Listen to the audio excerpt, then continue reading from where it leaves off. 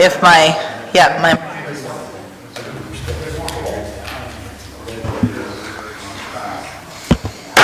Good evening, everyone. Welcome to beautiful downtown Grand Forks, home of the University of North Dakota. This is the Grand Forks City Council's agenda for the Committee of the Whole from Monday, July 13th, under item 1, call to order 1.1, welcome and roll call. Weigel? Here. Dockler? Kvami? Weber? Here. Mop? Here.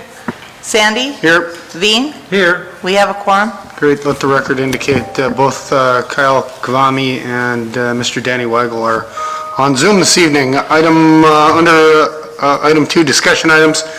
Item 2.1, request from Grand Forks Grill, LLC, doing business as a Wild Bill Sports Saloon for a change from their Class 4 alcoholic beverage license to a Class 1 alcoholic beverage license. Ms. Storstad. Yes, thank you. President Sandy, members of the committee, there's 2 items on tonight's agenda regarding liquor licenses, and both are pretty straightforward, and no fees are associated with either of these. As President Sandy had stated, this first item is regarding a request from Grand Forks Grill, doing business as Wild Bill Sports Saloon. They look to change their class of license from a Class 4 back to a Class 1. We've shown for you a chart on your staff report that just shows you the differences between those types of licenses. In this case, they originally held a Class 1, requested to change to a Class 4, and now they wish to go back to a Class 1. With this change, no minors will be allowed on the premise, and they will be allowed to do charitable gaming. With this, no fees are associated with the change, but it does require City Council approval. So with that and your approval, we would just recommend to approve this request. Thank you, Ms. Storstad. Any questions related to the agenda item? Mr. Weber? Yeah, the table is helpful. Are the charges different for a Class 1 and a Class 4? With this, they were the same. With their size business, yes. I'll move approval. Moved by Weber. Is there a second by Mock? Any other comments or questions? Guys online? No? Seeing none, all those in favor signify by saying aye. Aye. Aye. Opposed, same sign. Motion carries unanimously. Item 2.2, request for Bonzers on 4th, Inc. for approval of a change in corporate ownership for Class 1 alcoholic beverage license. Ms. Storstad. All right, thank you, President Sandy. This item is a request of an ownership change for the Class 1 license held by Bonzers.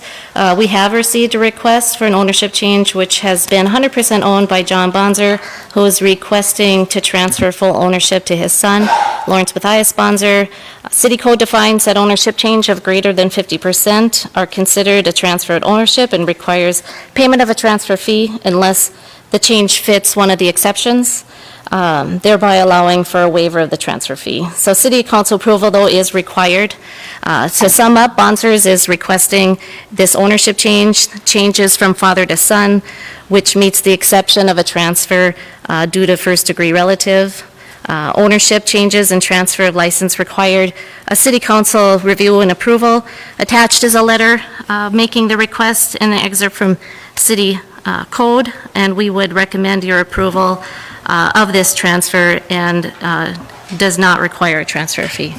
Great. Thank you, Ms. Storstad. Any questions? Mr. Weber moves Move approval. approval, absolutely. Second by Mock. Any questions? Guys online? Seeing none. All those in favor signify by saying aye. Aye. Aye. Opposed, same sign. Motion carries unanimously. Thank you. Item 2.3, reappointment of Grand Forks Health Officer. Is anyone interested in reappointing Dr. Joel Walls? I'll move Moved by approval. Weber, second by Mr. Veen. Any comments? All those in favor signify by saying aye. Aye. Opposed, same sign. Motion carries unanimously. Item 2.4, Community Foundation Grand Forks Police Department Fund. Good evening, Chief Nelson. How are you today? I'm well, sir. How are you? Good, thank you. If you could allow me just 1 second before I get into that. Formally, I haven't had a chance to address this body since we did lose Cody Holte, and I wanted to personally thank the City Council and the leadership of the city for their support of our department, the Holte family, and for everything you do for us. So moving forward on to item 2.4, this is an information item only. We would run into things, for instance, somebody would send us a $100 check in the mail and say, we want to help out Grand Forks youth programs, and it was always hard to say, how do we put that into a fund, how do you track it, who's, for transparency, who could manage this? In essence, what we've done is we took a group of people that were in our Citizens Academy class and are acting as an advisory board under the already in effect Community Foundation of Grand Forks, and have basically now set up a funding mechanism for people that wish to donate something to the police department, that it would go through the Community Foundation, who manages funds not only for the police department, but for a lot of other entities within the city, which with the 501c3 rating, and then anything that we would need to do to take out funding would have to be approved through a board, of which there would be one officer on there that's just an advisor from our department, but everyone else would be a non-police employee. So what this would do would make sure that funds are being spent in the way that they should be. So we felt it cleaned it up, and to be honest with you, there's times that we had to send checks back and just tell people we're sorry, we really don't have a mechanism to accept it. So this will clean that up. In order to make sure that we were on solid ground, we had then City Attorney Swanson review it, and since that we have also sent it to Mr. Gosted's firm, who also did review it and found no issues, and in fact, I believe felt that this was probably a sound way to conduct business. So just for informational purposes only. Anyone have any questions? If I may quickly, this is completely separate from the fund supporting the Holte family? That is correct. This is an ongoing thing, so any time of the year, it would allow us a mechanism if somebody wanted to contribute, that there'd be oversight by non-police personnel. And for those still wishing to contribute to the Holte family, if they've not yet had a chance to do so, that's That active? fund And is how would still they in do effect. that? I believe it's First State Bank, I believe is in the Cody Holte Memorial Fund. Yes, sir. Very good. Thank you, Chief Nelson. You're welcome, sir. And certainly this is a good opportunity if people locally do want to contribute to the police department for youth or for whatever, it's a great opportunity to show good community spirit. Yeah, whatever they would see fit. Yes, sir. And thank you to the Community Foundation for helping with this effort. Any other questions for the chief related to this item? Thank you. Item 2.5, budget amendment, Police Department Narcotics Task Force High Intensity Drug Trafficking Grant 59319. Chief. President Sandy, members of the committee, this is just a housekeeping item. I did multiple ones of these since I've been chief.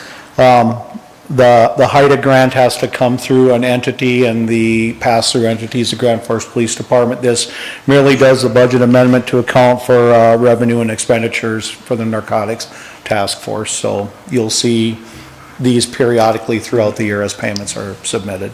Very good. Any questions about the grant application? Is there a motion to update the budget? Yes, Mr. Veen moves, second by Mock. Any other questions?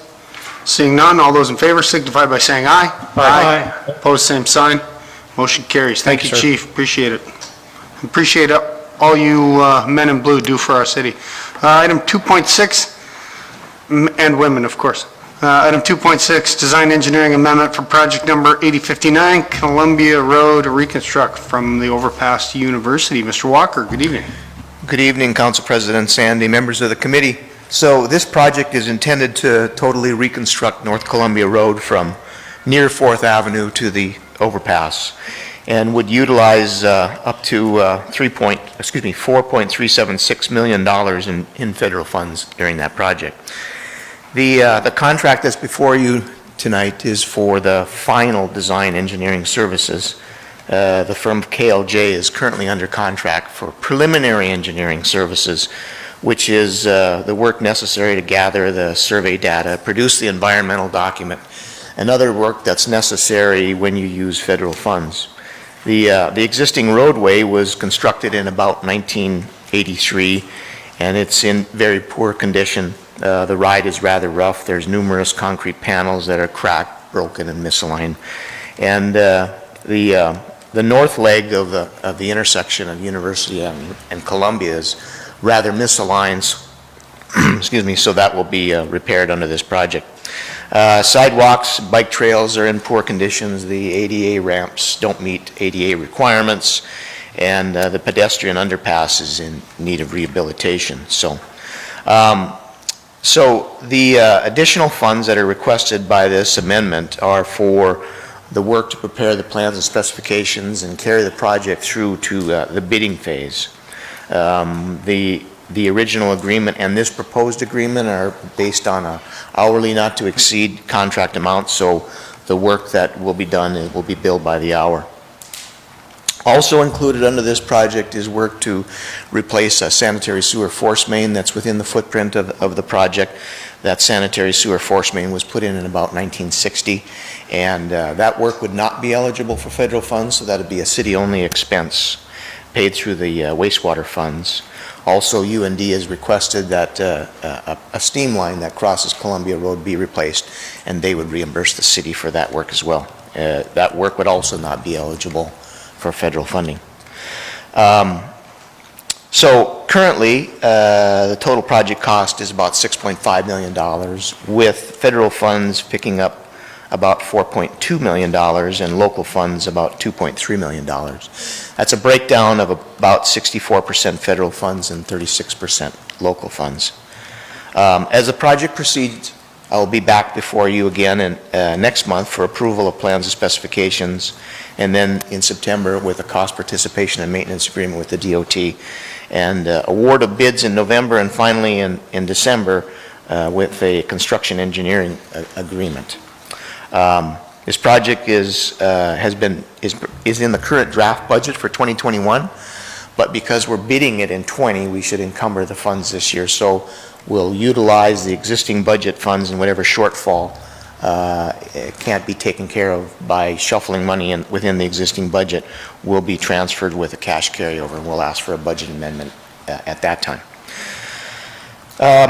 Project is intended to be constructed during the 2021 construction season, and two-way traffic is intended to be maintained, although we'll end up having to detour traffic around on University Avenue and at 2nd. So with that, staff's recommendation is to approve amendment number 1 with KLJ for final design engineering services in the amount of $274,377. Thank you for that, Mr. Walker. Any comments? Move approval. Mr. Veen moves approval. Is there a second? I'll second with a question. If By I may. Mr. Weber with a question. A project of this size, have we ever done this sort of engineering work in-house? We have, if it's a smaller project, we'll take on bike path projects through the North Dakota DOT if they're smaller. But when they get to be a project of this size, because the DOT requires so much staffing and that the project be staffed 100% of the time when construction is taken on, we would end up having to sub out a whole bunch of other projects. So what we do is we keep enough projects in-house that keeps our staff busy, and projects that are beyond our capabilities, such as a large one like this, we would hire a consultant to do. Mr. Walker, how is this project eligible for federal funds? How is it eligible? Yes, sir. So each year we submit a request to the North Dakota DOT to consider projects for federal funds through the Federal Highway Administration.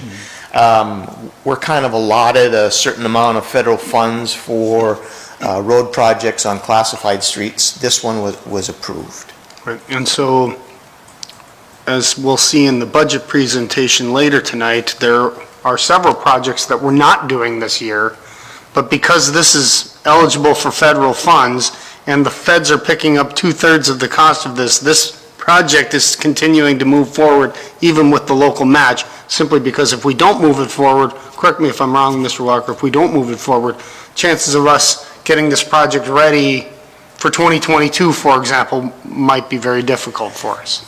That is correct. When we use federal funds, we kind of got to lock it in during a certain fiscal year that meets the DOT's requirement. They have to shuffle a lot of their federal funds, so they have the expectation that we follow through and construct the project within the fiscal year that it's assigned. Very good. Thank you, Mr. Walker. Any other questions?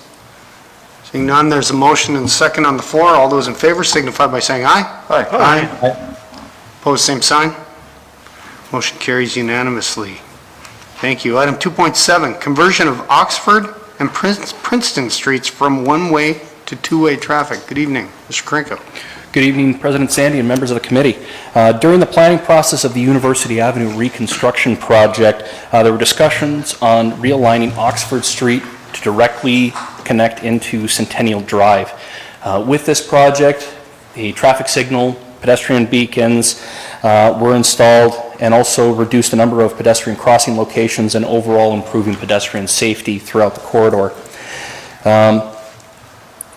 Oxford Street and Princeton Street were originally set up as one-way streets, with Oxford Street for southbound traffic and Princeton for northbound traffic. One-way streets are typically set up in pairs, and they can provide benefits to larger volumes of traffic by minimizing conflicting turning movements. However, on low-volume roads, turning movements, conflicts are already reduced because there aren't a whole lot of vehicles traveling on that roadway, and so you can actually increase your overall amount of traffic traveling on those streets. Working with UND, staff agreed to look at converting Princeton Street and Oxford Street from one-way traffic to two-way traffic, and city staff ended up looking at the intersections along these roads, making sure that sight distances were looked at, as well as if parking would need to be eliminated. At this point in time, we are not suggesting that any parking be removed. It's anticipated that upon council concurrence, that the city engineer has the authority to install the required signing and striping and notify the affected property owners in this area. Overall, we do have attached to the staff report a letter of support from UND, and staff is not anticipating any objections at this time. And staff is recommending approval. Thank you, Mr. Krenko. So this was initiated by the University of North Dakota. They wanted this change made, or we, the city, brought this forward? As my understanding, during the planning process of the reconstruction project, it was kind of a mutual discussion that was brought forward on that one. Very good. Are there any questions? Mr. Weber? Move approval. Moves approval. Is there a second? Ms. Mock? One quick question. There will be signage changes and striping. Who's paying for those? That would likely be completed either through city forces and our sign shop, or it would be done through using 4815. But the cost, I assume, would be minimal. Relatively minimal. Very We're good. talking some minor signage Right. and striping. Excellent. Mr. Veen, any questions? No, the only thing I would acknowledge is people develop habits over a while for time, and it takes people a while to get accustomed. So sometimes some level of additional signage needs to be put up just to kind of remind people when one-ways are no longer one-ways. I'm sure Mr. Weigel is really looking forward to pulling people over. Any other comments? People online? Seeing none. All those in favor signify by saying aye. Aye. Opposed, same sign. Motion carries unanimously. Item 2.8, project number 8127, Quiet Zone Reaffirmation. Mr. Krenko. Well, as you all may know, we have a number of railroad crossings in town. We have a number of them where the trains do not have to blast their horn at. These are locations that are identified as quiet zone locations. We have 5 individual sections, 3 of which on the west side of town, near the intersection of Demers and 55th Street. We then have the downtown section, as well as the Glaston line, which runs parallel to North 42nd Street. Every 3 years, we do have to reaffirm with the Federal Railroad Administration that our quiet zones are meet all of the requirements in order to maintain the quiet zone nature. This is an information-only item, and if you have any questions, I'm happy to answer them. Any questions about the quiet zone reaffirmation? Mr. Veen? Yeah. One of the questions was going to be on University Avenue crossing. That's not a quiet zone, right? That is correct. And the line that goes north isn't either. What would it take to get that to also be a quiet zone? In order to create, that railroad track is known as the Mill Spur, and that travels parallel pretty much just between North 5th Street and North Washington Street. And in order to create a quiet zone, you would need to install appropriate supplemental safety measures, or SSMs, which would then make it in compliance with a quiet zone. These can include flashing lights, arms that come down to make sure that traffic doesn't enter onto the tracks, as well as medians. Typically, for something in this area, you would also probably look at some potential railroad crossing closures as another alternative as well. And I know that a number of years ago, I believe the MPO did a study on the mill spur and turning that into a quiet zone. Overall, what you're kind of looking at along this corridor is you could potentially be looking at some property acquisition in order to get sufficient space in order to install these medians and these gates. You know, I know we've talked about increased rail utilization with, I think, the unit trains or whatever that we're going to go north, and I don't know if that utilization has increased a lot, but I also know that there is an issue of the crossing of University Avenue, and that there's an issue potentially at that location with space right away. Is that right? That would be correct. Currently, I believe on the north side, in the northwest corner, there is actually a driveway that comes very, very close to the railroad crossing itself. And if we were to install a quiet zone or additional signage or a gate at that location, the gate would likely end up going in the location of that driveway. Which would mean some level of acquisition would be required? That would be correct. Okay. Well, certainly I want to continue the reaffirmation of these quiet zones. I would suggest maybe you take a look and see what you could do if there's an opportunity there at that location that we could utilize, I guess, and maybe report back to us. Yeah, that we can do. With that, thank you. Mr. Weber? Also, I believe that there's ongoing discussions about the situation at Gateway and Fifth, and that one of the options that's been discussed there is the possibility of rerouting the spur line, and so separate but a connected issue. And that was one that received a great deal of support from the community members who showed up. That's an ongoing study, though. That'll another year or two before any decisions are made there. I'm not sure of the timeline on that study. Very good. So one advantage of that is instead of having to purchase properties, there could be greenway development, or brownway development, if that spur were to move. This is some valuable property near our downtown, the connection, the corridor between the university and downtown. Thank you. I'm ready to vote. Thank you, Mr. Weber. Mr. Veen. Mr. Krenko, can you dig out that MPO study and send it to the council members again, purely for our review? If I recall correctly, it was a few $1 million in cost to do that whole stretch, which is why it got put on the back burner. But again, that's my recollection from several years ago. To make it a quiet zone. To make the quiet zone. Right. Yes. On the other hand, it would probably be more than that to reroute the North Spur, but then there could be a fantastic windfall of developable property along there. Right. So either way, I think it'd be great if we could get that study out again. I certainly have heard from people lately about the train noise running on that route, and I know the people living in the area would love for us to somehow find the money to make it a quiet zone, but certainly we're not sitting on a pot of gold right now for the railroad. So, You know, if I yes, could, Mr. Veen. the added thing with what Mr. Weber is saying is that if these unit trains come through, the length of time they're going to be closed is going to get to be considerable. Mm-hmm. And so that rerouting is by far, I think, the best option. I just don't know if it's affordable. This other, is at least going to be an improvement. Right. There's a daily cost to the delays experienced by citizens in terms of traffic and commerce, et cetera. Thank you. Any other comments or questions? Hearing none, all those in favor signify by saying aye. Aye. Opposed, same sign. Motion carries unanimously. Thank you very much. Item 2.9, Approval of engineering agreement with Interstate Engineering for Project 8241 Columbia Road Overpass Repair. Mr. Kriko. As you may be aware, on July 5th, we ended up having the finger joint on the northern abutment buckle. We ended up having staff out there to inspect it immediately, and then we ended up having Interstate Engineering as well as the North Dakota Department of Transportation bridge inspectors out there on the 7th to take a more detailed look on that structure. What you have before you is the engineering agreement with Interstate Engineering for design, bidding, and construction administration services for that project.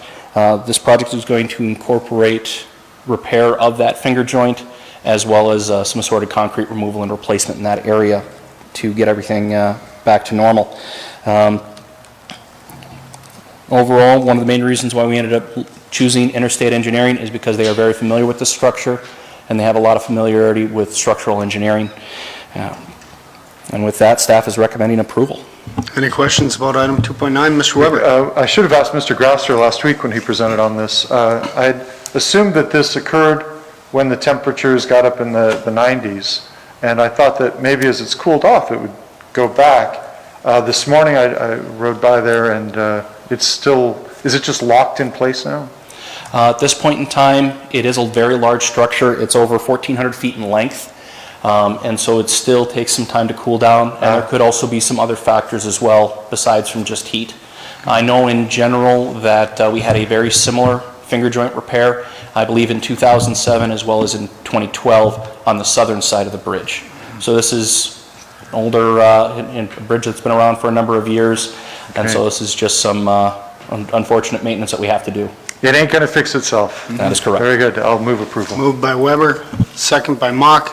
Any other questions? Yes, Mr. Hey, Veen? Mr. Kriko, when was the last time this bridge was inspected, do you know? Oh, that I do not remember off the top of my head, but I believe it's once every 2 years, I think. Every 2 years. I know there was issues with the bearing, the foundation and the bearings on the slides on that. Yeah, I believe actually now that you recalling my, I'm getting my memory correct on this one, Interstate Engineering ended up putting together a maintenance and rehabilitation study in 2018, and that was what we ended up basing our request for our urban federal funds, which we actually were notified recently on that one that we were awarded that for 2024. So yes, 2018 I believe was the last time it was looked at. Excellent. Any other questions? Hearing none, all those in favor signify by saying aye. Aye. Opposed, same sign.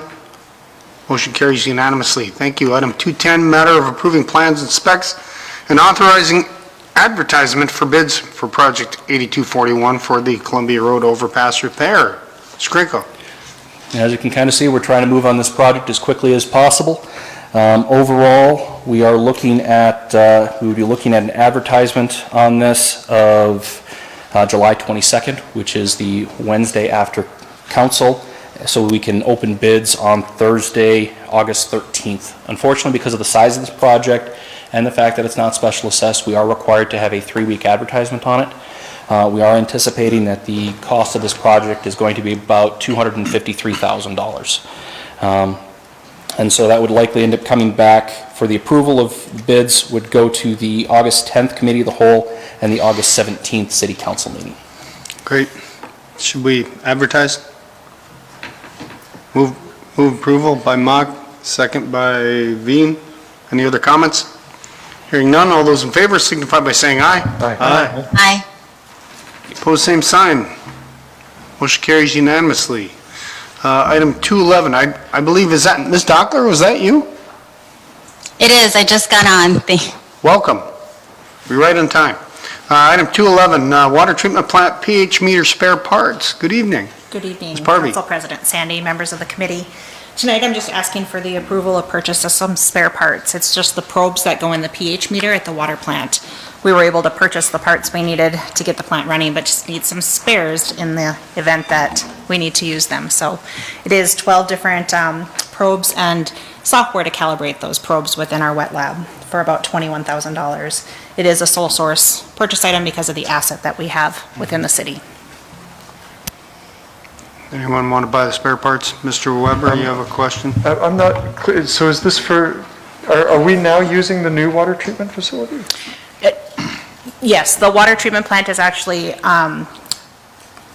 producing clean water. We're still working towards our certification to meet quality parameters so that we can discharge, or that we can distribute, I'm sorry. And in into the system. meantime, we need to keep the old plant running. Yes, Yeah. right now, we actually, the last about month and a half, we've been operating both facilities, staffing them, trying to get to the point where we can shut down the old plant, or at least reduce the flow in our old facility and Okay. fully operate out of the new facility, which will happen fairly soon. It's amazing, without thinking of it 24 hours a day, I can just go get clean water right out of the tap. Absolutely. Let's keep that going, and I'll move approval. Moved by Weber, second by Mock. Any other comments? Hearing none, all those in favor signify by saying aye. Aye. Aye. Opposed, same sign. Motion carries unanimously. Mr. Weigel? Yeah, I want to make a motion real quick just to suspend the agenda briefly. I know we're about to jump into the budget session, but I'd like to invite Mr. Bob Ross to come up and speak briefly to the committee regarding a wonderful project that myself and Councilman Kavami and I have been serving on a board for the Northern Valley Law Enforcement Memorial, and I think it'd be a great time to shed some information and enlighten you all with a project that I think is important to myself and many others throughout the community. So there's a motion to suspend the agenda. Is there a second? Second by Mock. Any other comments? Hearing none, all those in favor of suspending the agenda signify by saying aye. Aye. Aye. Opposed, same sign. Excellent. Motion carries unanimously. Mr. Rost, good evening. Thank you, Mr. Chair, members of the council. I'm here tonight to talk about the Northern Valley Law Enforcement Memorial. And this is a project that I started working on many years ago when I was sheriff. And in my 48 years in law enforcement, I have seen many law enforcement officers die in the line of duty. And so it's been my passion to get a memorial or a monument in Grand Forks here, set up in Optimus Park to honor these officers that have died in the line of duty. This memorial involves more than just Grand Forks. It involves all of northeastern North Dakota and northwestern Minnesota. And when we have these memorial services every May on the lawn at the courthouse, all these agencies and counties and states, federal, and even Canada comes down from Manitoba to honor their law enforcement officers that have died in the line of duty. So just recently, of course, Officer Cody Holte, 639, died May 27th, 2020. And prior to that, Grand Forks PD also lost Police Officer Robert D. Miller, who died in October 12th of 1966. The Grand Forks County Sheriff even lost a sheriff back in March 9th of 1952. And in East Grand Forks, they lost an officer, Kenneth Olson, back in 1978. I'm not going to go into all these officers that have died in this area, other than right here in this locale. But all these counties are represented. They've all had officers die in the line of duty. And so I'm asking for monetary support, but I'm not putting a number on it.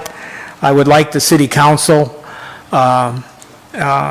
if possible, to come up with funding to help support this. We're looking for between $250,000 and $300,000 to build this. And I have brochures that I passed out to the mayor and some of the other people up front here that shows what the memorial looks like.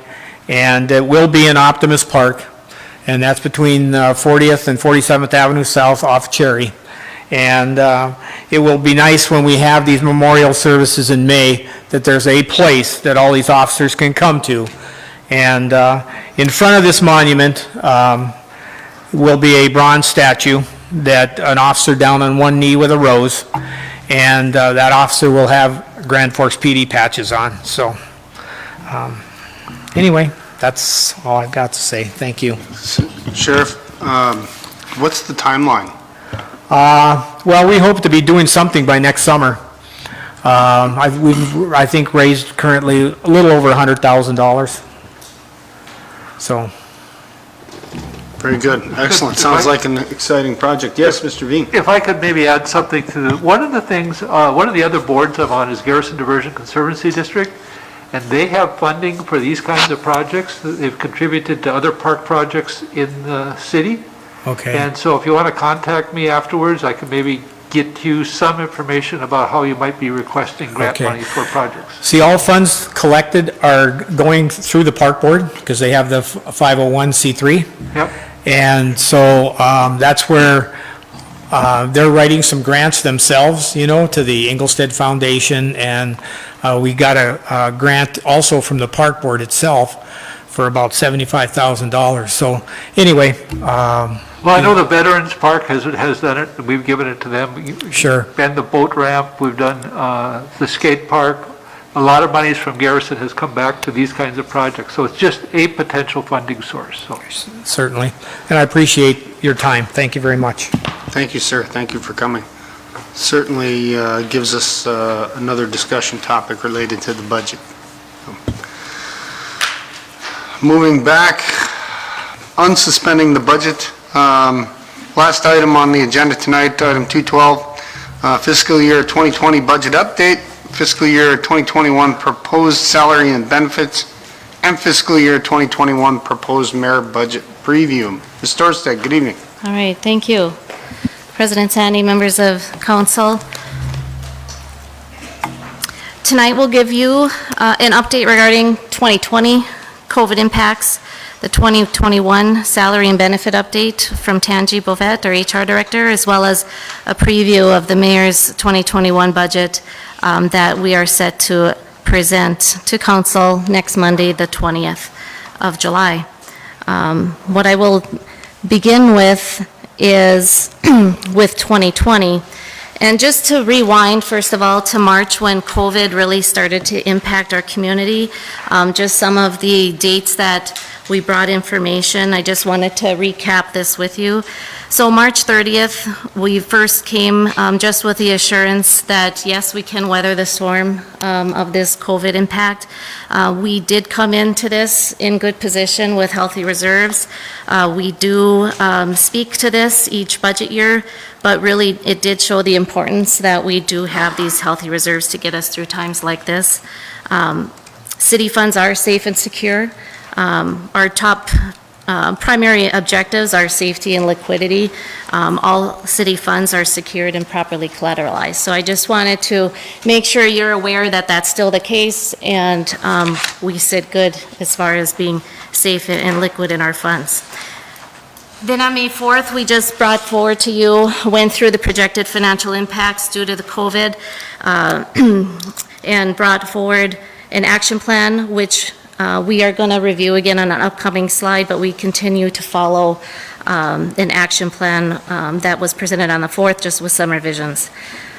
Then on June 1st, we reviewed COVID-related expenses and a summary of what has come in and what is being requested for reimbursement. And then finally on June 19th, when we had some more updated sales tax data, we just sent out an email, a memo, just giving you a little idea of how sales tax is looking and projected a bit of a change there. So the latest update that we have in regards to sales tax was communicated in that memo I just referred to, but prior to COVID, We really did start off on a good foot with regards to sales tax collections. We entered the year up very nicely in the first quarter. Then COVID hit, and we have had a couple months of lower than previous year collections, but we still are up on the year, on a calendar year basis. You can see we're up 3.28%. If we were to look at this on a 12-month rolling, we're up 1.45%. So like I said, May, we were down about 18% compared to the previous year's May. June, we were down about 33% to the previous year's June. But even though we had projected in my COVID impacts, worst scenario than that. So we're doing fine. In fact, we're going to look at, based on this data, we've adjusted our projected sales tax impact to 15% for the year versus the previous estimate of 25%. And then when looking to state aid, we should receive second quarter collection data very soon, and I will share that at that time. But we do expect this to be lower than the first quarter collections, as this is generated from the state sales tax.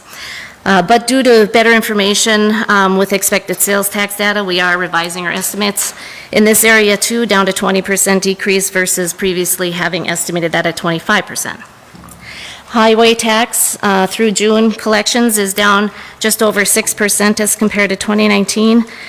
We estimate 20% impact for 2020 based on projections we've received through the League of Cities. Building permits has really been the welcome surprise through all this. I'm sharing information that Bev Collings had distributed with regard to permit activity. This does look like a very good sign as confidence in our community as people still continue to build. When compared to a 5-year average, building permits are at 91%, and total permits roughly equivalent in looking at a 5-year average. In terms of budget dollars, we're at 76% of budget for building permit revenue, 379,000 of this of which came in the month of June. This area too, we have revised our budget impact scenario, and I'm actually bringing that down to 5% versus before we had estimated about a 25% impact there. So just as we review the budget action plan that we had brought forward, we are following, as it states, we have to follow a flexible approach. We did just receive news from CARES funding, so I wanted to provide you an update on that. We had requested reimbursement of about $462,000 between FEMA and CARES due to COVID-related expenses. We just received word late last week that we'll be receiving reimbursement through the CARES program in the amount of $237,653. These funds flow through the State Office of Management and Budget. We've also received an estimate based on phone conversation looking for written approval, but per the phone conversation, FEMA should reimburse roughly about $102,000. That totals expected roughly $340,000 reimbursement. We will have another opportunity, or we should have enough opportunity for additional requests of CARES funding and possible additional reimbursement, which of course is contingent on their available funding. All in all, we've brought down our estimated revenue impact as compared to 2019 actual from 12.76 million previously brought to this body to 8.67 million. That is across all funds, with 2 million of that the general fund component.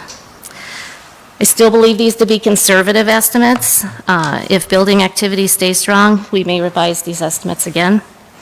We'll continue to monitor, but for now, just a summary, sales tax, we adjusted from an estimated 25% impact down to 15%. State aid, highway user tax, engineering admin fees, we adjusted that from 25% to 20%. Building permit related fees from 25% to 5%. And the utility funds, we did adjust water and wastewater. We previously had those at 15%, and now we're looking more like 10%. So in a nutshell, we looked to a combination of reducing expenses where we can, delay on capital purchases and capital projects if able, and then finally, just strategic use of our reserve balances, as we didn't want to impact services. One last slide with regard to 2020 before I turn it over to Tanji, and then after Tanji, we'll get into a preview of 2021 budget. But this slide will just show you a side-by-side comparison of what that original revenue impact estimate was and what we're looking at now with our revised, bringing that 12.76 million estimate down to roughly 8.67 million across all funds. Can't stress enough that there's so many unknowns still as we continue to monitor, and we will reassess as needed as we go forward. But what I can assure you is that all departments are working so good together to make things work. And along with this fact, proper planning, having reserves, we're making it work. So I'm going to turn it over to Tanji for now, and she can go through salary information. Good evening, Council President Sandy and members of the committee. So typically at this point in the year, we'd be presenting the proposed salary plan for 2021. And as per usual, the HR department did acquire the data from our 12 comparator cities, including benchmark data. But as we were creating our 21 plan, the pandemic hit. So now that data that we acquired prior to the pandemic is unreliable, as many cities have had to make adjustments due to loss of state aid and reduced tax revenue. Prior to COVID-19, our data had indicated a 3.66% overall increase, which would have meant approximately $930,000 to fund the plan out of the general fund, or across all funds overall, it would have been approximately 1.3 million. We have attempted to resurvey the data. Unfortunately, only 50% of our comparators have responded, and we haven't seen any changes in the benchmark data. A good number of cities are still trying to take stock of where they are currently and have not formulated what 2021 may hold. So, given where the city of Grand Forks is in terms of tax revenue, state aid, and the unreliable salary plan data, the mayor's proposed budget for 2021 does not include implementing an updated salary plan for 2021. We'd like to hold off and take a pause and reassess. What the mayor's budget is proposing is a $1,000 increase to salaries for each employee. This equates to approximately a 1.5% average increase across general fund and about a 1.7% increase across all funds. This action will cover the employee cost share for the family health insurance over the last 2 years. We went up approximately 8% in 2020, and we are looking at an approximate 7% increase for 2021. That equates to about $690 for that employee share. So that $1,000 would at least keep employees whole. And I'll just take a minute to remind the council that back in 2019, we switched from the NDPERS health insurance plan to our private plan, and as such, we saved over $600,000 for the year 2020 by making that change. And even with the increase in 7% in 2021, we'll save over $300,000 from where we were previously. And NDPERS, on a side note, is looking at an increase in July of 2021 of anywhere between 10 and 21%. Yeah, so thank you to council members Weigel and Sandy who supported and spearheaded that effort. Also, we are going to hold on discussions with the NDPERS Public Safety Pension Plan. After several discussions with both police and fire, we felt this is not a good year to pursue looking at making that addition to our pension plans. In 2021 and beyond, we will resurvey all of the percentages and benchmark positions and hopefully be able to bring back the salary plan for 2021. So even though we aren't able to implement a salary plan for 2021, there are still a lot of things happening throughout our organization as we continue to evolve, adjust, and become more efficient. We have several departments that are looking to restructure and reorganize. City departments are constantly in a process of design and change to make better use of talents, improve efficiencies, align strategic outcomes, and finally to recruit, retain, and succession plan. Over the next few slides, I'll review the restructures that are being submitted as part of the 2021 mayor's budget. The first restructure involves one promotional opportunity within Public Works with one position elimination associated. The Asset Management Coordinator position has been evolving over the course of the last 3 years. Currently, this position's role has expanded to include assisting in Public Works operations and with management and operations functions, including asset management, the recycling program, fuel management, and data analysis. This position also supervises the administrative, maintenance, and custodial staff. The cost impact will be approximately $4,400. The Water Division is incorporating 3 managerial promotions, one for the water treatment plant, one for the wastewater treatment plant, and one for water operations, which includes distribution, stormwater, and wastewater. As part of this restructure, 3 supervisor positions will not be backfilled, and the remaining supervisor positions will eliminate through attrition. Total cost impact for 2021 is $21,500. The Fire Department restructure involves creating 2 deputy fire chief positions and eliminating 2 battalion chief positions. Currently, there are 5 battalion chiefs with 3 battalion chiefs on fire suppression shifts, which are 24-hour shifts. It is extremely difficult to consistently manage day-to-day administrative duties when you may not see your staff but 1 day a week. This restructure would mirror the police department's organizational structure and facilitate better day-to-day management activities.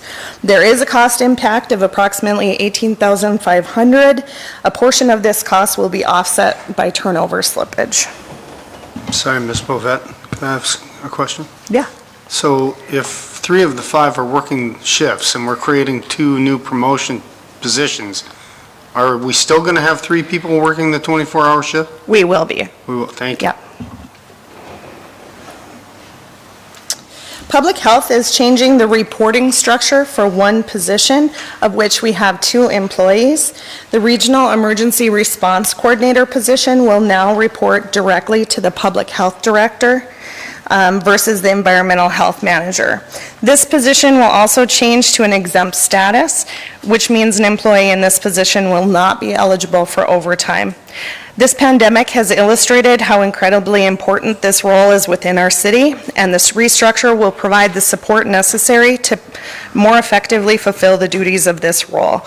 There is a cost impact of $14,300. The Inspections Department will look to permanently place an inspection supervisor into the department. Doing so would eliminate a building trades inspector position.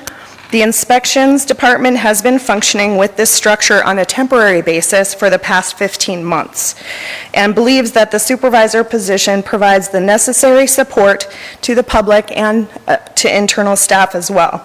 The cost impact is neutral as it was budgeted for 2020 and will be carried over into the 2021 budget. The next department is my own. We'd be recommending a restructure for the HR department. Unfortunately, our department lost our assistant HR director to the Grand Forks Public Schools, where she's now the HR director there. But fortunately, we have an excellent, highly trained staff that can take on many of these roles and responsibilities that are remaining, including advanced managerial, technical, and professional activities. I'm looking to fill 2 HR manager positions. Promotions, then backfill the vacated position with a safety coordinator role that can function across the city as a resource for planning, implementing, and overseeing employee safety. The cost impact is a savings of $16,000. And then lastly, we have a great deal of movement in the Mayor's Office, Public Information Center, and City Administrator's Department. As part of this restructure, we would see the elimination of 2.25 positions from the Mayor's Office budget, including a full-time Community Government Relations Officer, approximately $20,000 in temporary administrative services, and a 75% time welcoming coordinator position. Some of the duties from the reduction of these positions will be reassigned out across the city, but many will be taken on by current staff. As such, the Public Information Center will reorganize into specific roles and functions under the City Administrator's Department, including marketing and communications, public information, and community services. The Policy Analyst position will also remain under City Administration. The cost impact for this restructure is a savings of approximately $173,600. Once again, our desired outcome for these structures is a well-designed, flexible organization with defined roles and responsibilities for high performance and greater engagement. I'll now turn the presentation back to Finance Director Maureen. Go ahead. Can I ask another question? Yes. Can I go back to the fire department? Yes. I don't understand. We're promoting 2 battalion chiefs to deputy fire chiefs. And the purpose for this says here is the shift schedule, because 3 of them work 24-hour shifts. The shift schedule makes it difficult for them to manage their day-to-day administrative functions, but you told me those 3 are still going to work 24-hour shifts. Right. So how does promoting 2 of them change their ability to do their day-to-day? The 2 deputy chief positions would take on the majority of the administrative functions. So why do we need 3 battalion chiefs then if their jobs their duties are going to be diminished? Well, and they're still supervising the captains and below on A, B, and C shifts, and so would take directions from the deputy chief, but they would still function at a high management level. Likely is to mirror the police department structure, we would have to hold that position back from any movement in ranges for 1 to 2 years, depending on how fast police lieutenants move, so we can keep that Got it. parallel. Yeah. That makes sense to me. Thank you. Yes, Mr. Weber? Is this a good time to begin asking questions about this presentation then, or? Do you mind if we? Can we? Let's wait to the end, although I broke protocol. Sorry about that. Okay. Thank you. Sorry. Thank you. Ms. Dorstedt? All right, thank you. With that, I will move on. Thank you, Tanji, and now I'm just going to go through a couple slides as a preview into what will be presented next Monday as we'll be presenting the mayor's budget to you. Listed here are some of the major factors considered in compiling this budget. Sales tax, we input 20% reduction as compared to 2019 actual. Caution has been recommended from the North Dakota League of Cities, has been their communication that this will take time to work through with COVID impacts, and we will still see impacts through 2021. State aid and highway user tax are projected as recommended by the League of Cities, with highway user tax estimated at 15% reduction from 2019 actual, and state aid based on a formula and population, and when all said and told, the expected data there comes to a 30% reduction as compared to 2019 actual. We've made these adjustments. We believe these, along with building permits, are conservative. The value of the mill is expected to be just under $238,000, which is up just over 2%. Most of this is coming from growth, with 0.6% coming from revaluation. The mayor's budget that you will see next week does include a slight mill reduction that will result in a slight property tax decrease for the average tax bill. And then finally, utility rates, just very minimal rate impacts there will be presented next week. Tangi's already covered salaries with a $1,000 across the board salary increase. This has been included in the numbers. For the general fund, what that means is roughly $383,000 with salary plus benefits. We continue the soft hiring freeze and look to those on a case-by-case basis. We took a pause on much of the capital and reprioritized capital projects throughout this budget. With regard to the revenue projections and capital, if revenue does come in better than projected, as I stated, I believe we do have a conservative budget we're putting before you. We can bring some capital back in throughout the year if revenue comes in better than budgeted. Other decreases that we do have included in the mayor's budget that had some significant reductions in operational items such as travel and education. We looked at reducing those by 50%, looking at more electronic means, webinars, virtual means, less travel. Also, cell phone reimbursements, we did look at reducing those by 50%, and also incorporated is the use of some of our reserves. This budget does maintain our unassigned fund balance, as we do not want this to drop below our policy minimum of 18%, and we also look past the current year and out to the projected years to maintain this balance. Some of the important upcoming dates in regards to the budget. Like I stated, the mayor will present his budget next Monday, the 20th. This will not be a separate meeting, but will be as an item on your agenda. We'll bring the budget forward for preliminary approval on August 3rd, so we can submit to the county, who will then prepare estimated tax statements to be sent out. This goes out to all households by August 31st, along with a notice of all taxing entities' public hearing dates and times. Finally, we look to hold a public hearing regarding the budget and final approval on September 14th, giving us 6 weeks between preliminary and final approval for input and discussion.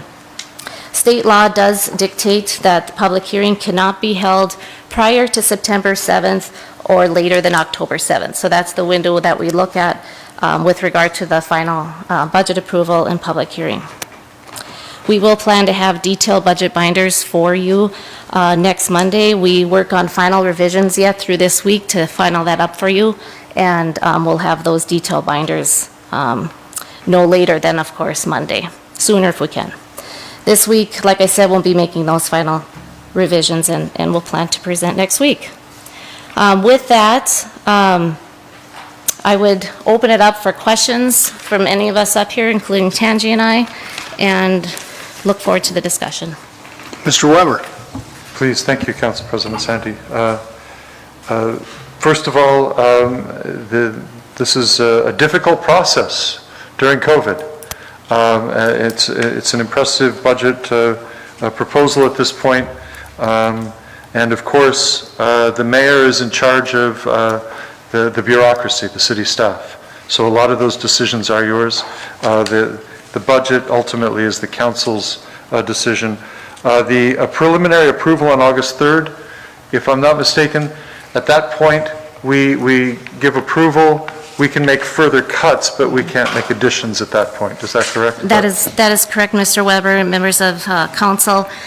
State law dictates that once preliminary approval is given, you cannot increase the budget, but you can decrease between the time period of preliminary and final approval. Very good. And I'm just going to take my questions and comments in reverse order. Very good. So continuing back into the presentation, can you clarify for me the distinction between unassigned fund balances and reserves?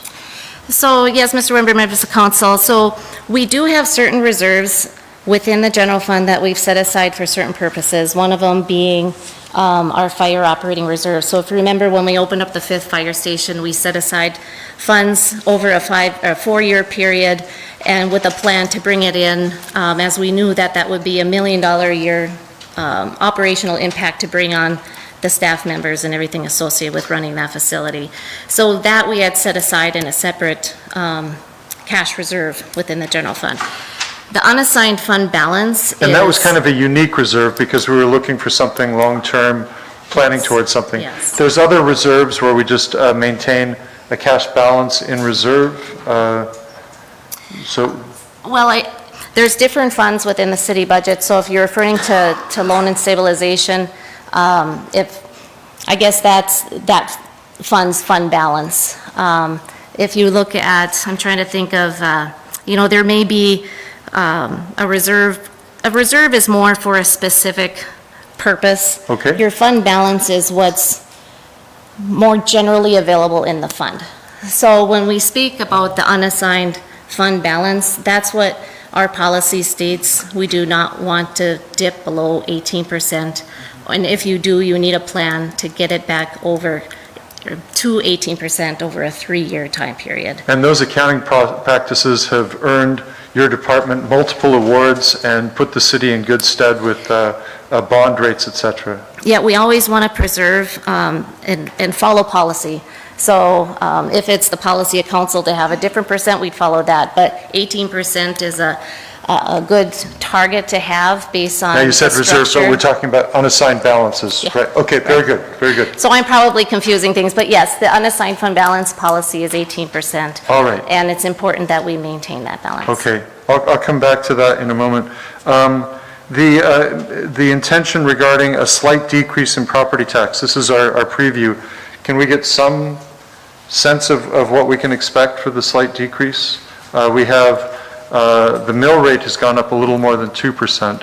Are we willing to discuss that tonight? If you're good with it, Mayor, I can, it's minimal. We're looking at just a little bit under a mill, but that is enough to create a property tax reduction overall. Very good, thanks for sharing that. Sales tax reduction of 20% is what you mentioned in, which slide was it here? It was one of the recent slides.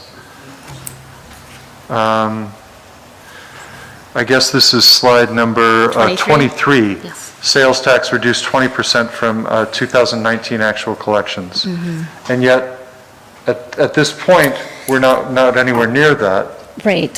So if I could just put a little more information toward the thought process on that, and I think Thanks. what the League of Cities is including in their recommendations to cities.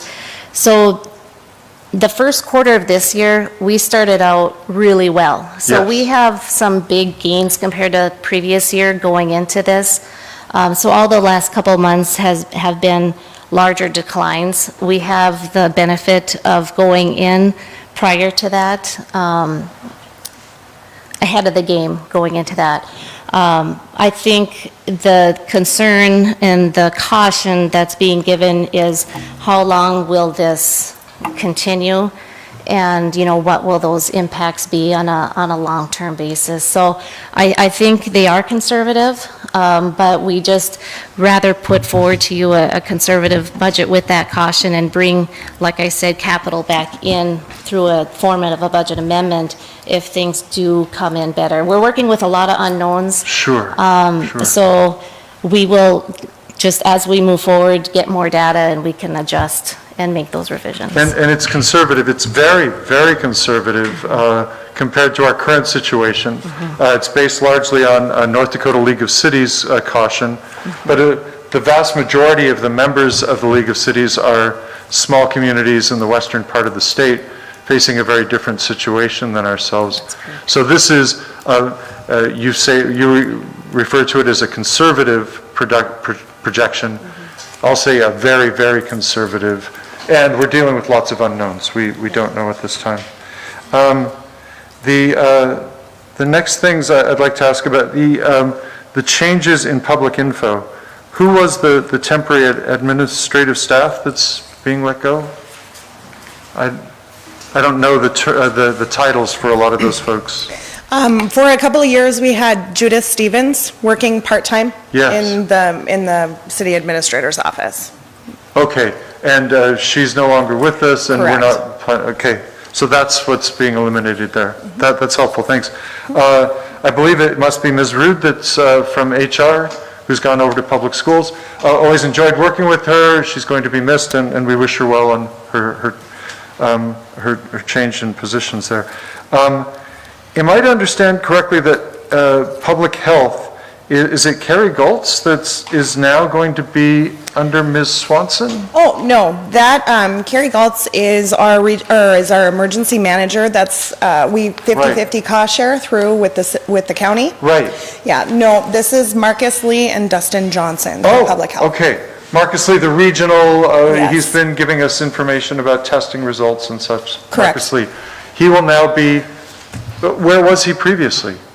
He functioned under the environmental health manager, so he reported directly to Javen. And now he will report directly to Ms. Swanson. Debbie Swanson, yeah. Very good. Thanks.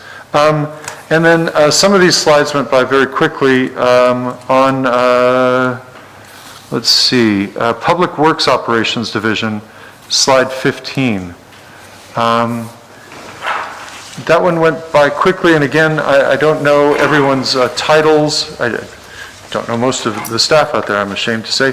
But I guess what I'm really interested in is, what does all this mean for Ms. Adamson? As far as including the promotion?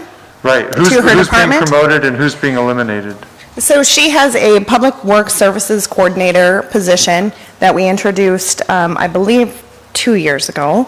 And she has been working and developing the staff and training and incorporating more and more duties over the past years to raise that to a higher level position and incorporate more duties, including the supervision of staff, the administrative staff, and now incorporated the maintenance and custodial staff, as well as taking on the asset management portion of Public Works.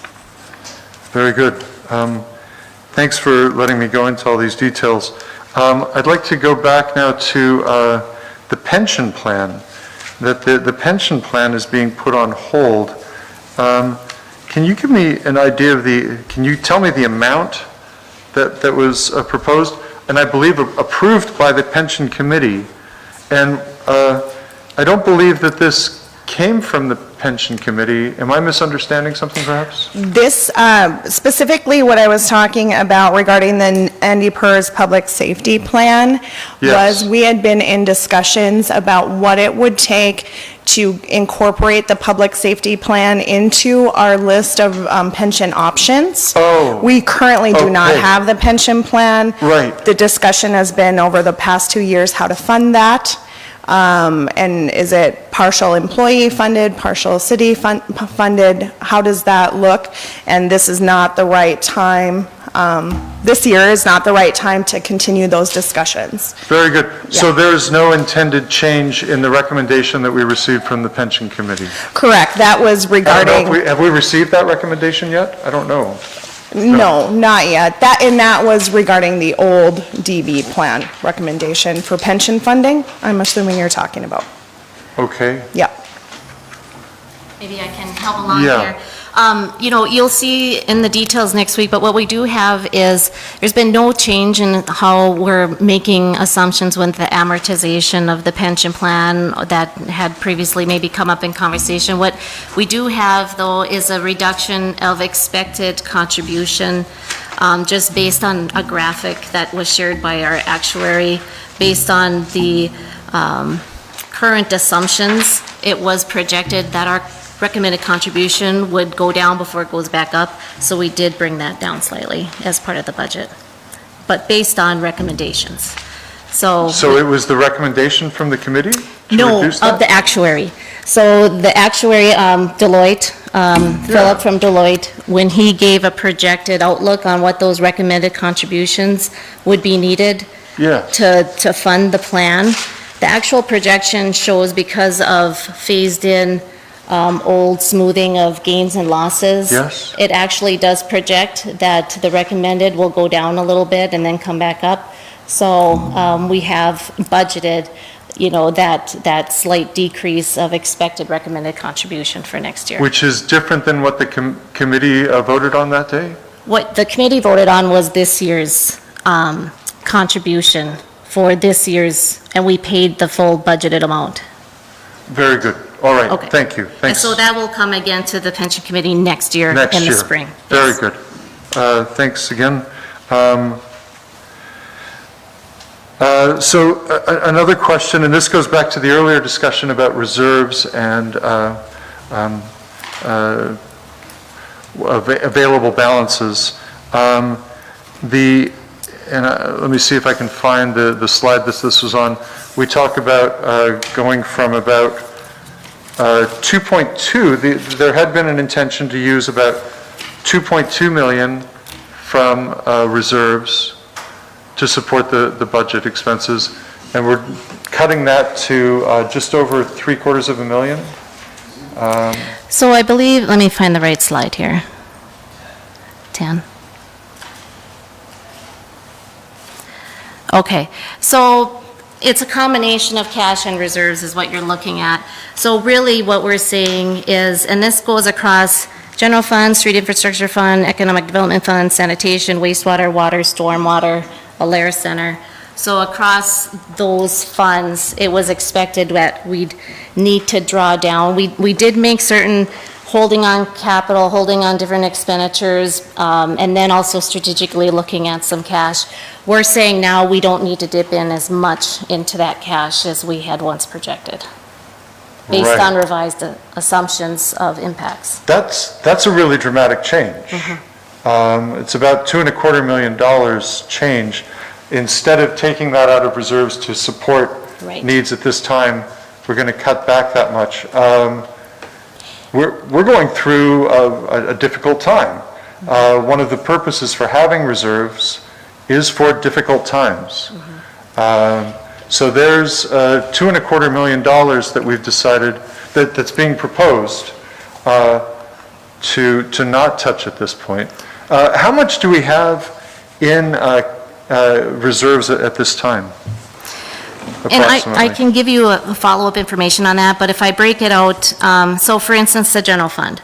So before we were looking at about a 3 million impact, now we're looking at more of a $2 million impact.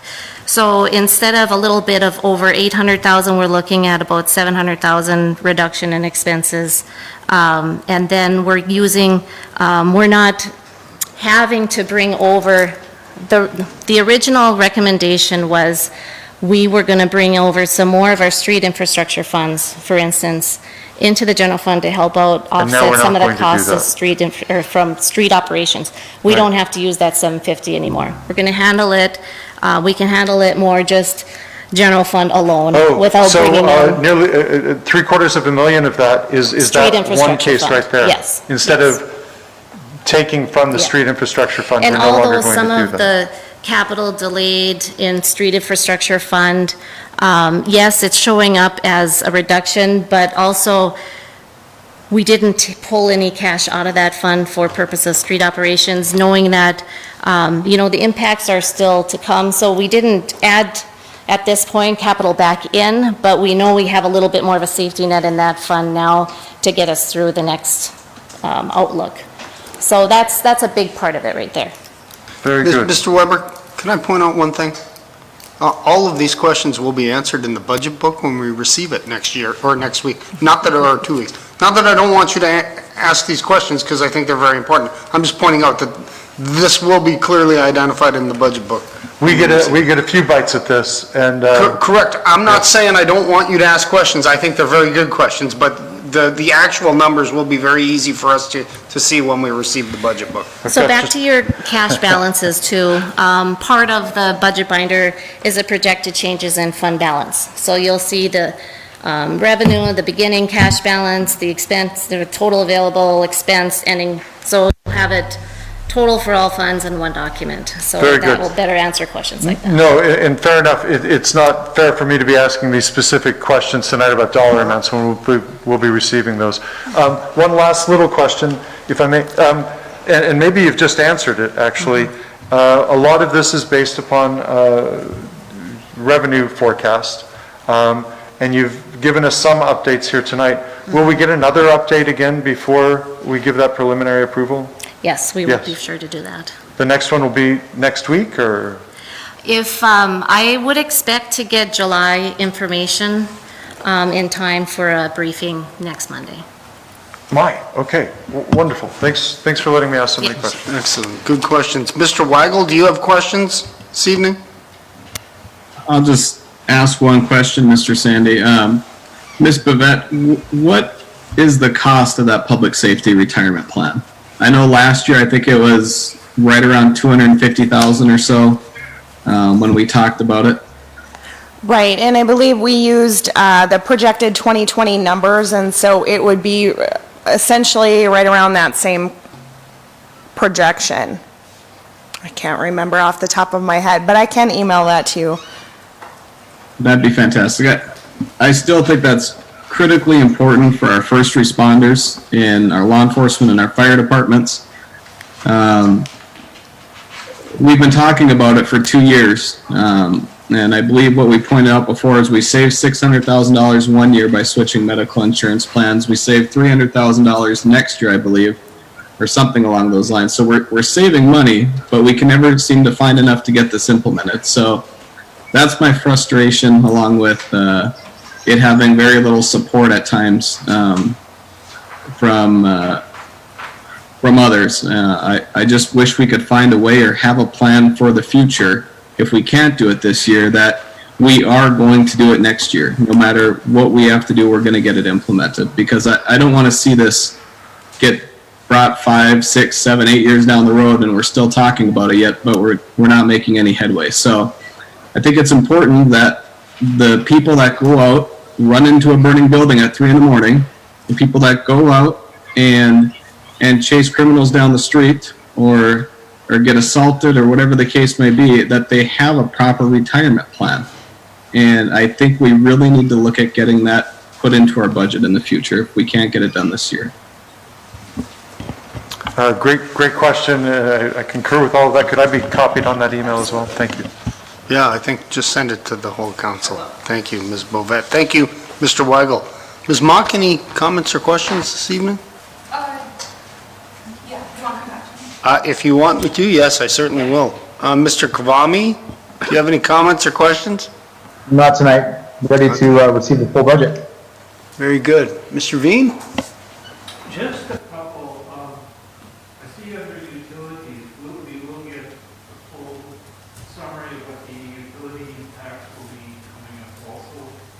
I know, and you say minimal rate impact, which is good. I just was thinking, especially with the new water treatment plant coming on, dual treatment systems, there may be some cost impacts in the water rates. Yes, and we'll bring that all forward to you on Monday, but I believe we're doing it in a way where we'll just have minimal rate impacts there. And the only other question I think I had was on spending down reserves. Have we looked at what the impacts will be for this year, but future years also, as we start looking at the impacts? Because I think as we look at that, we can't. President Sandy, I can't hear Mr. Veen. I'm not sure if his mic isn't on. Okay, sorry. Sorry about that. So it would not be just looking at the 1 year, but looking long-term what those impacts on reserves are, because we build them up, and like we say, we need them for situations like this, but spending them down by $1 million in relation to some of the other increases, I think that's probably the one area that I struggle, and I don't need to get into the details of that, but I think that when we talk about this next week or the weeks after, that's going to be the one that I need to understand better, the rationale for why we're doing what we're doing, or why it's being proposed. Thank you, Mr. Veen, members of council. We definitely will go through that. We've put the budget together strategically with use of those cash balances as to not just be an annual look, but looking at the long term, so we don't put ourselves in a bad situation. So we try to balance all needs with that in mind, knowing that we do need to draw on some balances to get us through this time and until things can come back and start growing a little bit more again as far as collections. So we will need to draw on some of those balances, but we're doing it as strategically as we can to just help us get through this period of time without impacting services. And obviously, we don't know what's going to happen this coming year or the year after. There's a lot of unknowns there. Yeah, we'll definitely have to just keep reassessing and monitoring as we go. Thank you, Mr. Veen. Ms. Dockler?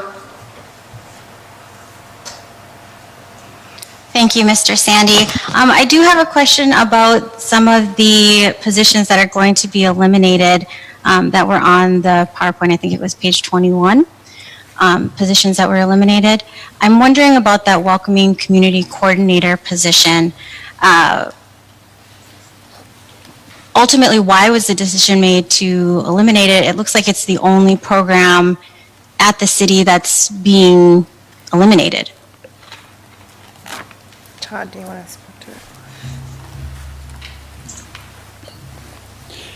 Council President Sandy and members of City Council and Council Member Dockler. What the plan currently is with the, not to eliminate the Welcoming Community Roadmap Initiative, the mayor has asked for number one, first, that we incorporate it into city departments. Many of the initiatives are really city departmental related, related to public information, related to human resources, planning and community development. Those will continue on in those specific departments, and they'll be managed by the departments. The mayor himself will be really the face of the welcoming roadmap itself, as our chief political leader moving forward. What we have looked at, there are some initiatives that are community-wide related that don't specifically relate to the city of Grand Forks. In those cases, what the plan in this year's budget and in next year's is that similar to the human needs that we've developed, is to provide funding on a more limited basis, but hopefully in a partnered basis with other institutional partners and community organizations to fund it through a grant process is what our goal is with that. So in the end, the city department, similar to what we're doing in the city administration and mayor's office, we're going to manage the city-related things with existing staff. Those things that relate to community-wide initiatives will be, we're going to look at a grant allocation, so an appropriate nonprofit organization will manage the community-wide.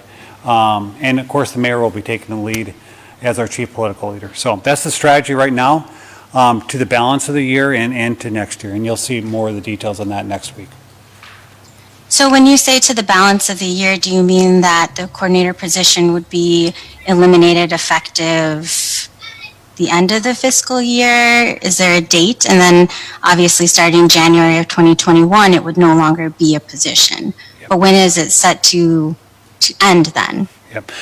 Councilman Dockler, right now in the 2020, what our plan is at some point in August to transition the position from a city position to provide the proposal would be to provide a grant to this, a named nonprofit that would continue on with these community-wide initiatives. So right now we're in the process of looking for an appropriate handoff, so that we can hand out the funds, and then to continue that momentum into 21. And really the point is also to get other city institutional partners to partner on these community-wide initiatives. And so one of the failings that we've had with the Welcoming Community Roadmap and Coordinator is that we're currently funding 75% of the position. We had hoped that we could, other organizations would step up to fill the other 25%. That didn't happen. And I think it's a better move for us to allocate money to an organization, then other community partners can help fund that position, like we do in many other nonprofits that are really community-wide initiatives. Right, and I understand that, and that was actually part of, like you said, part of the conversation when we initially started the Welcoming Community Roadmap was to work with community partners to help fund it. So we were only going to fund at a 3/4 time, and then ask for that other additional 25%. But if it moves, let's say, to a different nonprofit that is yet to be named, I am assuming when you say that one has not been identified, why do we think that all of a sudden funders are going to be coming out of the woodwork to fund it? I mean, I think to a certain degree, it becomes a matter of what our city values are, when we put our money to where our mouth is, and decide what we think is important enough to spend money on. And I think that over the last couple of years, because this initiative took quite a bit of work and quite a bit of time by many, many different partners within our community, what we showed is that people want this in the city. And yes, I know that there are initiatives that we're saying that we're going to keep on and spearhead as just the city, and that other entities should take care of their parts, which they are already. But the coordinator position is really about bringing it all together, and then also acting alongside the mayor, not eliminating the mayor's responsibility to creating and completing the initiatives that were set forth within the roadmap, but to come alongside the coordinator to continue working on different initiatives or different things that come up. When we started the Welcoming Community Roadmap, we had no inkling that we would be dealing with COVID-19. That was not in our agenda at all, but as it happened, I know that the Welcoming Community Roadmap coordinator did work to address the concerns that were specific to the communities that came together to work on the needs that are outlined within that roadmap. And so my concern is that, one, we're not fulfilling our obligation to a certain degree of what we say is important to us as a city. Councilmember Dockler, just as, I'm sure the mayor will have an opportunity next week, but I think we're really pressing the importance. It is an important initiative. It's so important that Mayor Boczynski is going to be the face and lead this. It's so important that city departments are going to be, as one of the key initiatives, are going to be leading this with their existing staff. And it's so important, not only to the city, but to the community, that we would look to invest in a nonprofit to work on those initiatives that go across the community. So it is an important policy priority, and we're just tackling it in a different way. And in a similar way to what Mayor Boczynski has asked us, when we can integrate with other staff and what we're doing, that we should do that. So the spirit is still there, and it's so important that the mayor is going to be the lead of that.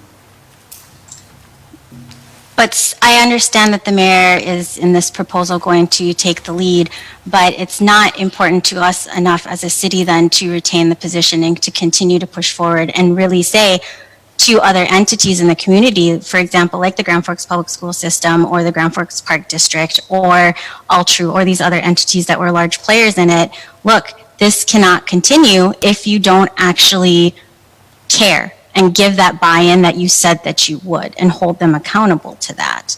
So if we, in effect, push it off to another nonprofit and say, oh, well, but we are going to give $15,000 in grant money, we are stating what our values are. Ms. Dockler, thank you. Did you have another line of questions for? No, oh, I did okay. not. Thank you. Good. Thank you very much. Ms. Mock? Yeah. Trying to be organized. So let's see.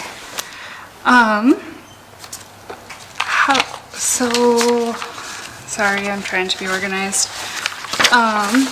With the sales tax and state aid assumptions, do you know where or how they're factoring in border closures with Canada and how long they're expecting that to last and how that impacts those numbers? Ms. Mock, members of council, they did not give that level of detail as to their thought process behind their projections, but I'm certain that does have an impact. I don't have a projection of when those borders would be projected to open up, but yes, of course, I'm sure that has an impact as to the traffic that comes down here to Grand Forks. So, and across the I state. just would imagine that that will greatly impact both our local sales tax and state aid and would skew those numbers. We have so far seen, bigger impacts in that component of sales tax coming from the 0.25% restaurant lodging, which understandably so compared to the overall sales tax. The overall sales tax, we still benefit by online sales. There is state and local sales tax collected on those now since that recent Supreme Court decision. So we do collect on those online. We don't have as much foot traffic, of course, so you don't have as much coming from outside into the community. And then, of course, events is a big driver of both sales tax and that restaurant lodging tax, and that's another big factor when larger events can be held. We'll see that bounce back too. Do you have any idea how much that online sales tax that we are getting now, do you know what that's doing to that number? Is that why? That is a question that I have asked because it doesn't get broken down for us. I do know that the request has been made at the state treasurer's office, and I believe they're working on some reporting in that regard. So I hope in the near future we'll get a better breakout for you to answer that question. But at this time, I don't unfortunately have a breakout of what is the online component. Would you, because I would assume that would impact your future projections if you could better understand if that's stabilizing that number or? Yeah, and right now, I believe the state does in total get information that they're using on giving us recommendations through the League of Cities on those projections. So I would think they're taking that into consideration as they're giving those projections to us. I think their caution is just how long will this last, consumer confidence getting out there, and I, as I said, I believe it is conservative. And you do think it's a conservative estimate I do. At this point? Okay. So when we list out the cuts made to the 2020 budget, could we get a detailed list as council members of, I mean, we have a lot of delayed construction projects and fuel savings. Could we get a detailed list of how that? By fund would be helpful. Like Yep. you've identified the general fund is So I off 2 can- million. It'd be nice to know where the other cuts are coming from. So I can tell you by fund, maybe I can get you some more detail as a follow-up, but for instance, the general fund, of those reductions, it's $696,639. So that's made up of $90,000 from expected fuel savings, capital of about $116,800, office supplies, advertising, travel, education, just the whole operations category within general fund of about $290,000, and then different changes with wages and overtime and sick, that adds up to just under $200,000. So that's the general fund component of just what was either delayed or reduced as far as expenditures. When I look at the street infrastructure fund, and I believe I have the impact of the recent discussion with Columbia Road and the work done there, but that's about a $3.1 million delay of different types of projects, or just budget savings that are projected. It's not all just cuts and delay, but we expect some budget savings there. Economic development, we looked at pulling something, I believe it was a project that was coming from there, so there's a net reduction there of about $441,000. Sanitation fund, all the utility funds, basically, just looking at, holding or some cost savings in operations to offset basically the projected amount of revenue impact so as not to spend down cash greatly.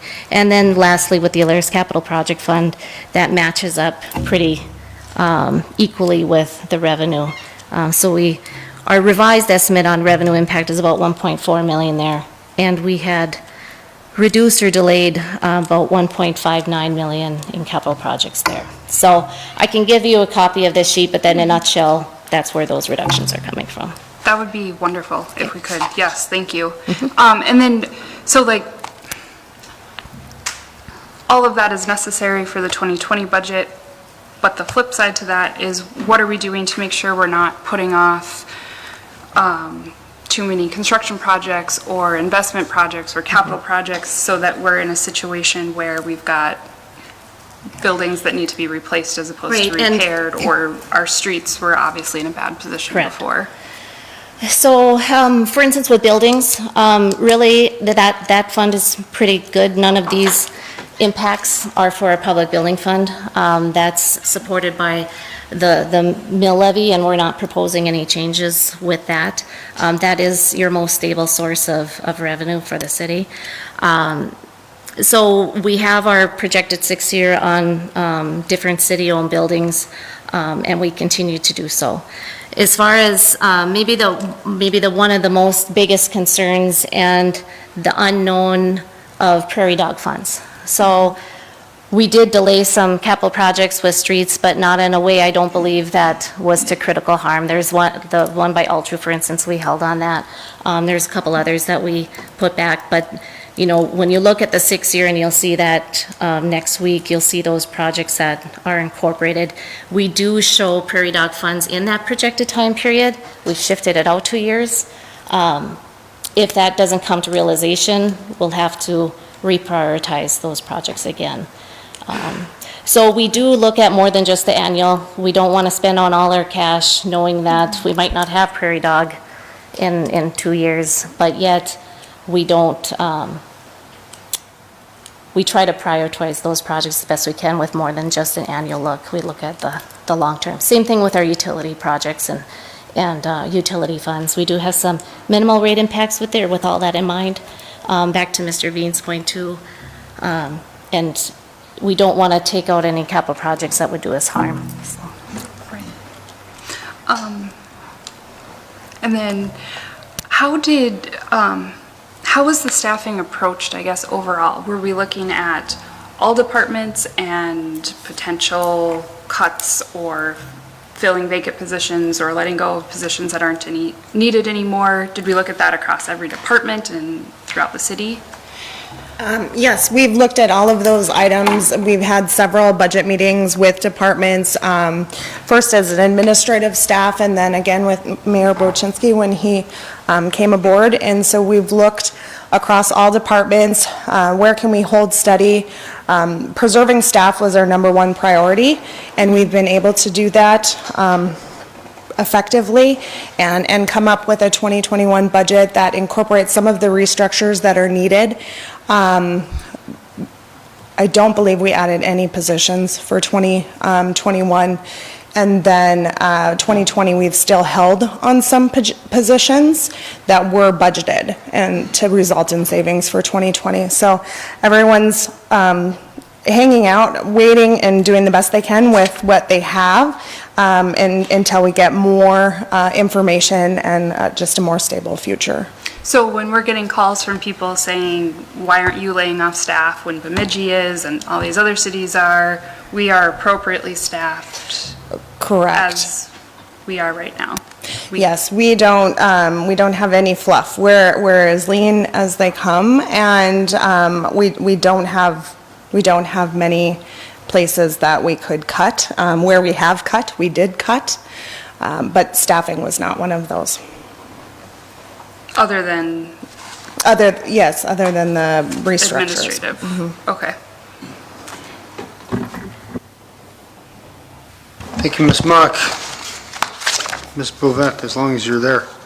In the mayor's office and the public info center, are all of the new reorganizations of job titles, are all these people on the same level?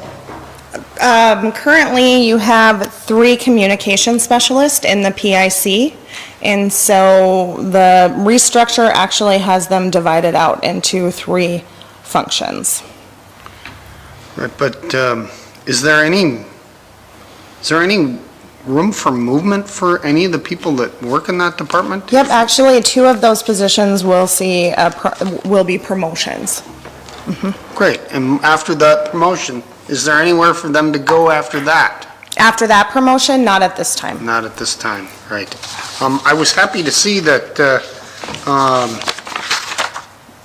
in the Public Works Department, we're adding the Asset Management Coordinator. I think that's great that I think we should look to add more layers for job satisfaction. So ultimately, my question is, what is the job satisfaction?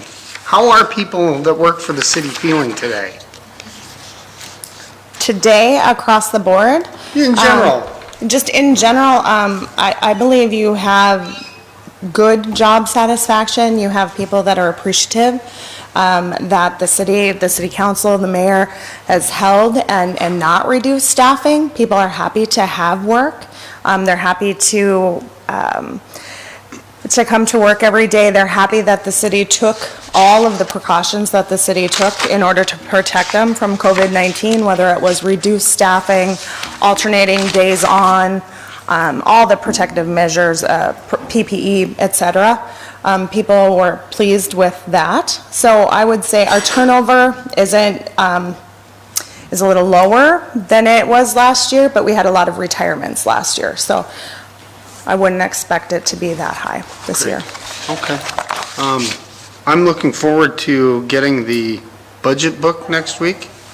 I think that providing preliminary approval on August 3rd is about as aggressive as you can be. It actually is as aggressive as you can possibly be. I would suggest that August 17th is probably more appropriate to give council members adequate time to review the budget books. Although, and then I would suggest we have August 3rd as a budget work session to go for the opportunity to ask additional questions. And if we get to the end of the rainbow on August 3rd, we can always provide preliminary approval. I just want to make sure that council members have adequate time to grill you on all of the numbers. President Sandy, members of council, happy to be grilled, but we have state law that interferes too. So we need to have, and we could add a meeting if you like on the 27th for more discussion. We do need preliminary approval and submit to the Grand Forks County by August 10th. So that's the window that we have to deal with. So if we do add a meeting, I would suggest it would be before preliminary approval and have one on the 27th, but I would leave that for discussion. State law says we have to notify. August 10th, yeah, we need preliminary approval, so. They had moved that That's a date up. stupid law. They had just adjusted that deadline 2 years ago, and it is tough to meet, but we have to fall within those guidelines. Yeah, things were tightened up 2 years ago. Yeah. Yeah. I would suggest we add a work session then on the 27th. Okay. I think the thought process behind it was with the additional notifications to all households instead of a segment of those that had certain increases. I think the process with moving that up a month for preliminary approval and a window, a tighter window of opportunity for a public hearing, it gives this 6-week time period for the public to give input and have discussions with their council members. So once the preliminary budget is out there, there's a little more time in between than prior. That used to be a September 10th date. That's a very generous interpretation, yeah. Is it possible that the PowerPoint that you sent us this afternoon is slightly different than the one we're viewing on the screen? I think there were just a couple minor revisions. Could this more recent version be sent back out to us? Yeah, we can. Or is it built into the agenda now? It's on the agenda. I mean, it's It is now. attached. Last time I looked at the agenda, it wasn't a but- hot link yet. Now it's a hot link, and that'll be there. Yeah. Okay, very It's good. out there, just maybe have to hit refresh. All right, thanks.